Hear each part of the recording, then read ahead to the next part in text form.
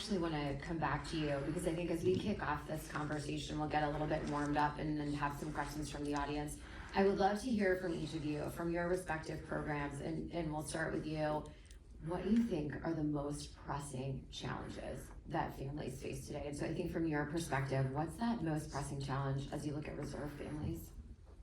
Yeah, I think like the two things I mentioned. So childcare on reserve weekends is a challenge. So we talk about childcare being an issue across the board. So there's already a childcare labor shortage, right? Pay for our families, or at least for our childcare providers. It's not where it needs to be. I know we've incentivized that, but I tell you, you guys, like I'm a dad. I got 2 kids. And no one's gonna care for your kids as much as you do. But these are individuals who put your kids in front of anyone else. And I don't think you can pay childcare workers enough. And so if it's already challenging during the week, just imagine trying to find childcare on a weekend. And so someone mentioned it earlier. We recruit airmen in the reserve, but we retain families. And when they're having to balance family life, civilian life, and reserve life, when something has to give, it's always going to be reserve life, because again, average A1C who makes on a reserve childcare weekend makes about $400 a month for those 2 days. If 300 of those dollars needs to be towards childcare, they're making $100 for those 2 days, and that's if they found childcare. And so right now there is no DoD solution for childcare on reserve weekends. Every reserve component is trying to figure it out. I have my friend here, CSM Betty. They started a pilot program. Hopefully it works down the road. We started a pilot program. We're trying to see if it works. Every reserve component is trying to figure this out. There is no DoD solution. So when I walked the halls of Congress about 47 times last year, that is the number one thing that we talk about.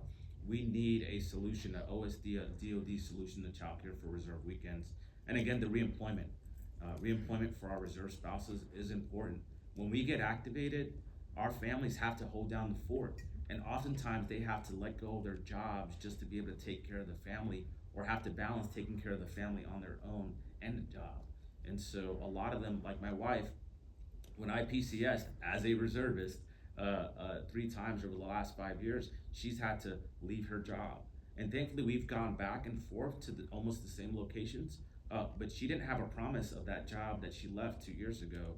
And so she doesn't have the same reemployment rights that I do as a reservist. And so I think for me, that's most important for the reserve component. No, thank you so much, Chief. Angela, let's come to you. I'd love to look at that question from a housing perspective. Yeah, I think really it's what Brooke mentioned, it's housing affordability and accessibility, and that's not just a challenge for our service members and their families, but that really is a challenge nationwide as well. The DoD Housing Office is responsible for all policy and oversight of housing, with the exception of BAH. So those are our colleagues in military pay and personnel. But we do work very closely with them on the impacts of BAH, not just on our service members and their ability to find affordable and accessible housing, but then also the impact that it has to our privatized housing. We are working very closely across the interagency and in particular with our colleagues at HUD to think about new ways that we can incentivize the private sector in our military communities to help with housing accessibility and affordability. One of the things that we're also looking at are ways that we can incentivize private developers really focused on our junior service members and participation in the rental partnership program. So ways that we can, that private developers could leverage HUD financing, HUD-backed financing in support of then those multifamily housing units going towards participation in our rental partnership program, which really then gives our service members a lot more flexibility when they're out looking to rent a location off base. As we know, about 70% of our service members and their families reside off base. So that's just one way that we really are looking at how we can help from an interagency perspective, housing affordability and accessibility.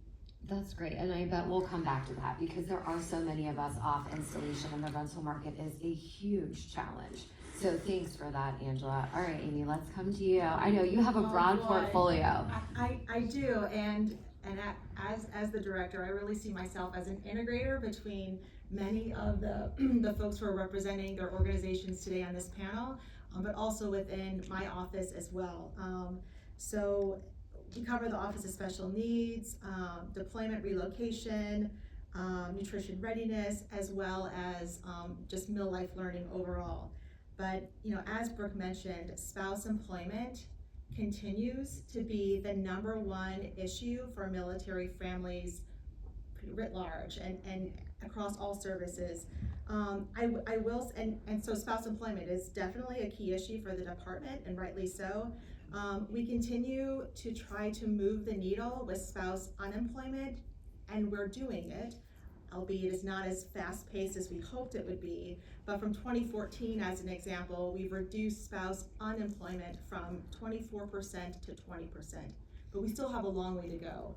And I'll tell you that the team that works spouse employment for the department works at that every single day and is continually looking at opportunities to get after spouse unemployment as well as underemployment. And I will say, as part of the win, because I also want to celebrate our successes, although we're identifying challenges, is that we're currently seeing the highest labor force rate right now, labor participation rate, than we've ever seen for active duty spouses. And that's hovering at about 69%. So yes, spouse unemployment continues to be an issue across all the services, but good on you for those military spouses who are actively seeking employment, because as I always say, spouse employment is a contact sport. You have to get out there, you have to break down or build those doors, right? Because nobody's gonna come knocking at them. So I applaud those spouses who are representing that labor participation rate right now. Yeah, and I think another good news story there is that we are seeing more military spouses actually working in their field of study than we ever had. We used to joke and say, you can't be a brontosaurus paleontologist at every duty station, but the thing is now we are finding a way to stay within the fields of study that we have spent so much time and that we find meaningful. So that's been a really exciting change too. All right, Mike. Okay. Over to you in childcare. In childcare, I think from the family perspective, it's very similar to housing. It's accessibility and affordability. We care on average for 172,000 kids in our program, our ecosystem on an annual basis, and that's really out of 609 child development centers, roughly 260 school-age centers, another 830 FCC homes, and then we have 31,000 providers in our network for fee assistance programs. Yet still, there's always that challenge of finding the quality care, those quality care options for that. Affordability is the other piece of that equation. How do we grow the capacity and how do we make it affordable? We're fortunate in the DoD, Mr. Simmons touched on, we are the largest employer-sponsored child care program in the nation, but our rates on average is, we are 41% less than the national average for child care, which is a good news story, and we need to continue to work on that. So some of the good news stories I'll tell you where we're kind of going is looking at different ways for delivering child care. I think General Garrett talked about, every family is different. And so every family's child care need is different, and we can't look at specific cookie cutter approaches to child care because some families live off the installation and have spouses at work, so where they want care may not be on the installation, may be off the installation. And other families I want care on the installation. And other families have very unique situations that require, more unique scenarios that we need to try and find care for. Mr. Simmons touched on it, the Child Care in Your Home pilot, which is also in the NDA this year to be extended to 29. We're seeing a lot of information, and we're gathering a lot of information from it, and it's a good solution for some families. It's not for every family, but it's another solution that we think has a lot of merit, and we'll continue to nurture that pilot along. This year, we launched several pilots in a few areas. Most notably, we partnered with ASYMCA to open up a center in Norfolk, Virginia, specifically for DoD-affiliated families. It's off the installations there. We opened it up. It's going to house possibly 200 to 250 kids. We're working with ASYMCA to expand the capacity there. We have another center that's coming to the National Capital Region in December of this year. Similar situation, they'll build it. It'll be just strictly for DoD families. and then we're gonna open up another one in Virginia Beach next spring. Again, each of these centers, 200 to 250 capability to bring kids into those centers. And so we think that's a way to look at it. It's not the solution for every locality, but we want to test it, see how it works, see how they're able to hire and if they're able to manage staffing, if parents respond to it, do parents want to put their kids in these locations? And so we're gathering a lot of data from those pilots. The other thing we started this year was what we're calling the buy down space pilot, where we basically, it's a little bit of fee assistance on steroids, where we actually go into the community and buy spaces from commercial providers. Most of them will be KinderCare or your La Petite Academy. Those are the main providers we're working with. But we own those spaces and allows families to move in and out of that when they go to militarychildcare.com very seamlessly. There's no effort on the family's part. That's all managed, and so we think that's going to be a good win scenario. We started in San Diego with 200 spots. We think we're going to grow that to 300 this year. And then we also opened up in Hampton Roads with 100. We think that'll grow to 200. And then we're looking this fall to launch it in the NCR, probably 200 to 300 spots. Again, making it easier for families to kind of move in that space. But those are the kind of those focuses to try and get after the capacity. If you haven't seen it yet, it's coming out right now. It's been released as our rate package for this year. For categories 1 through 11, the rate stayed the same, did not change. We did add a category 12 for total family income, but we also increased the provider rate cap for fee assistance, so there'll be more money available to families for the community care kind of going forward. So those are kind of things from a capacity and a funding affordability that we're working on right now.